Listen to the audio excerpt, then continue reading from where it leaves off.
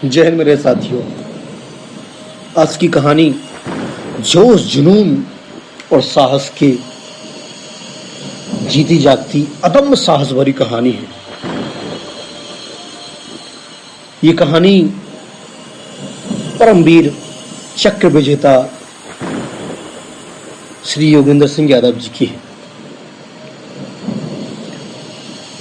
एक ऐसा वीर जिसने 17 गोलियां लगने के बाद भी अपने लक्ष्य को पाना नहीं छोड़ा।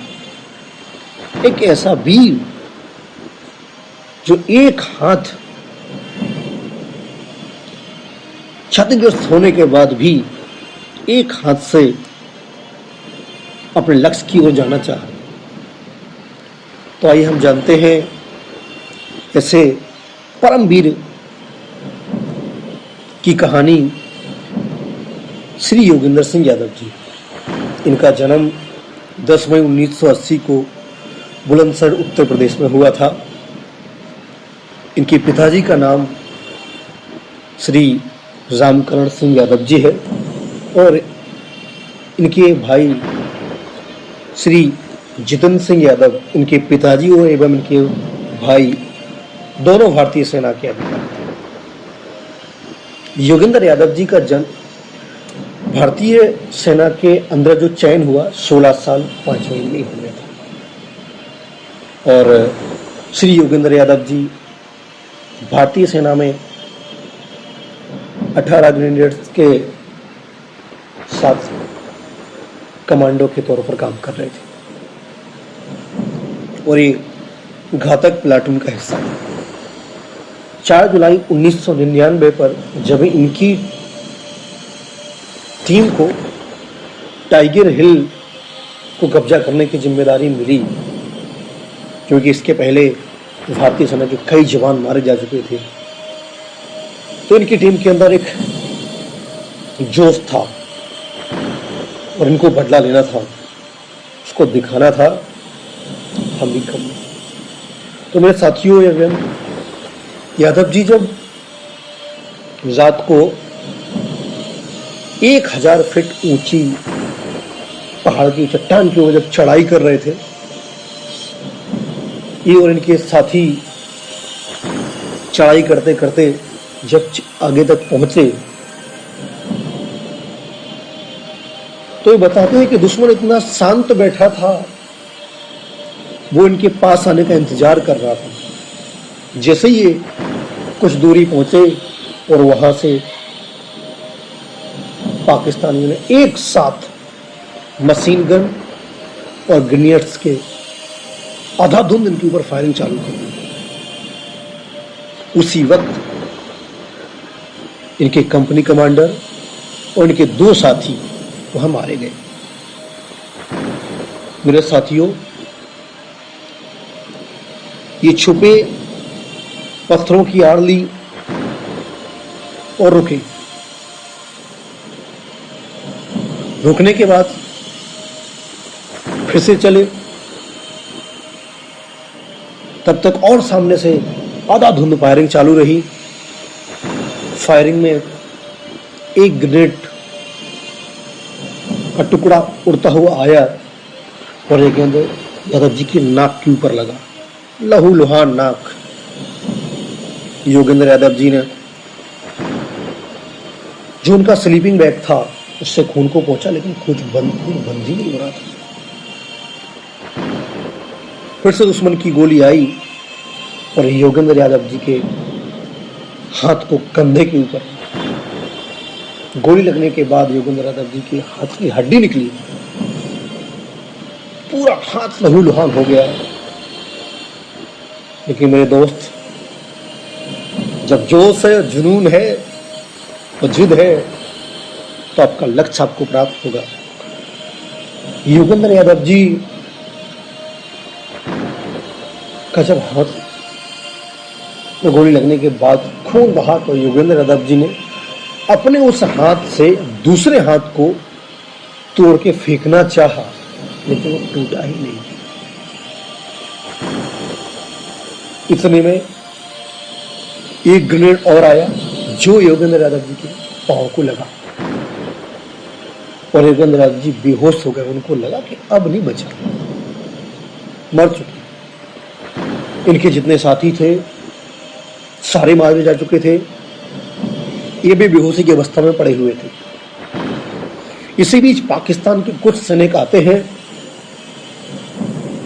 और योगेंद्र यादव जी ने एक इंटरव्यू में बताया है कि वो लात मारते, गालियां देते और डेड बॉडियों के ऊपर गोली मारते हैं, लाशें उछलती हैं। सोचो मेरे साथियों, क्या हाल रहा होगा उस वक्त का। और उसी वक्त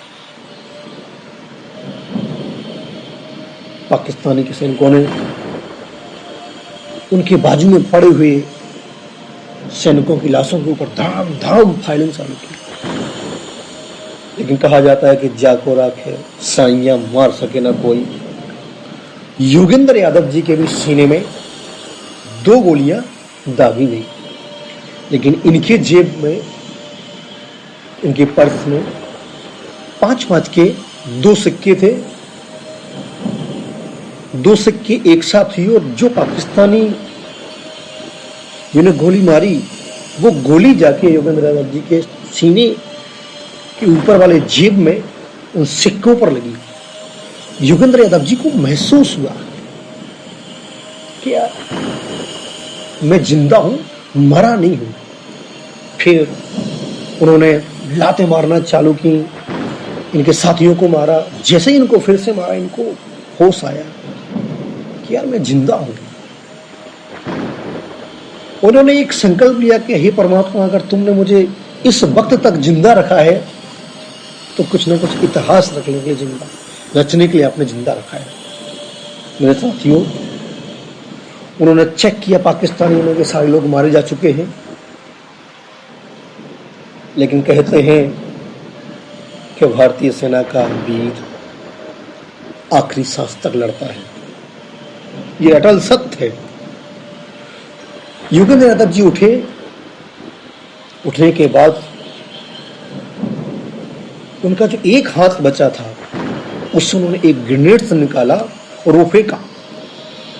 जैसे फेंका तो पाकिस्तानी सैनिक जो थे वहां पे, उनके सर के पास जो उनका कैप था, वो ग्रेनेड उसमें जाके फंसा और फटा और उसका सर उड़ गया, सर उड़ गया।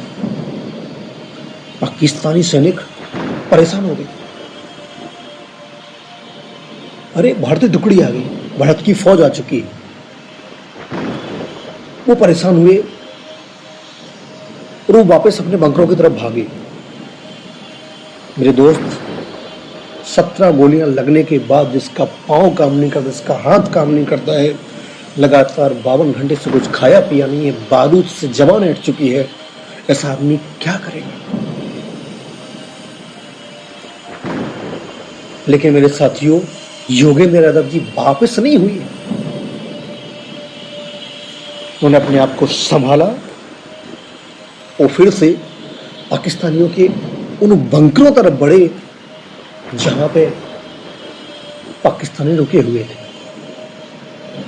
योगेंद्र यादव जी ने बताया कि मैं अकेले उनको मार तो नहीं सकता था, लेकिन ये जानकारी जरूर ले सकता था कि यहाँ कितने लोग हैं, ताकि मैं जाके भारतीय फौज को सूचना दे सकूं कि कितने लोग हैं और हमें अब कितने लोगों से लड़ाई जीतनी होगी। मेरे साथियों,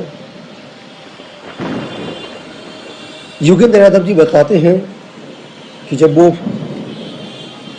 खड़े हुए तो एक पत्थर के बाद एक पत्थर के बाद दूसरे पत्थर, एक तीसरे से चौथे पत्थर, एक एक हाथ से जाते हुए उन्होंने फायर किया और पाकिस्तानी को भ्रमित किया कि भारतीय फौज आ चुकी है। उन्होंने वो वहां जाने के बाद पूरा जायजा लिया, वहां देखा, वहां तो बहुत अधिक बंकर हैं, बहुत अधिक लोग हैं। नीचे आए, नीचे आते वक्त उन्होंने हाथ छोड़े और कैसे भी लड़कते धुड़कते जब नीचे आए तो नीचे फौज थी। उन्होंने योगेंद्र यादव जी को उठाया और कैंप में लेके गए। कैंप में ले जाने के बाद भारतीय सेना के बड़े अधिकारी आए और उन्होंने पूछा, और योगेंद्र यादव जी ने कारगिल हिल के ऊपर, टाइगर हिल के ऊपर वाली पूरी घटना अपने वरिष्ठ अधिकारियों को सुना। मेरे साथियों, योगेंद्र यादव जी बताते हैं कि उनके सामने उनके साथियों को बात करते समय सर के ऊपर गोल लगते हैं, कोई आधी बात कह पाता है,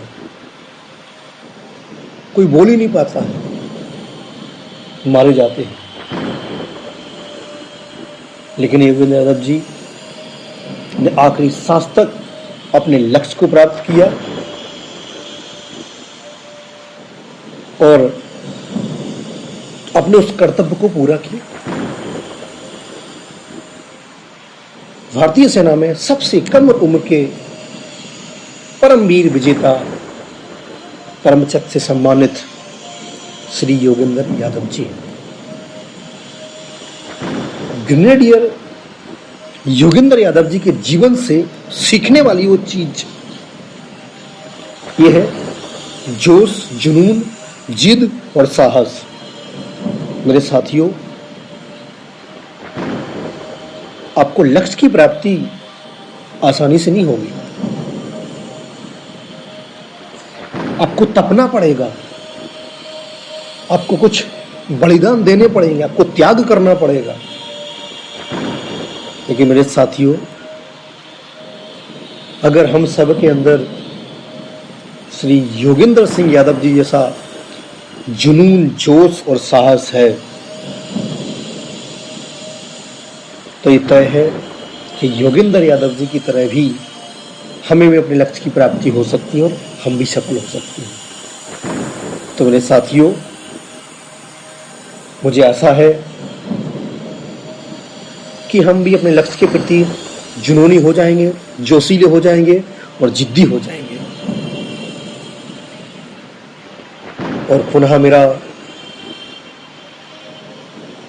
परमवीर चक्र से सम्मानित परमवीर विजेता श्री योगेंद्र सिंह यादव जी को मेरा सादर नमस्कार। जय हिंद, जय भारत।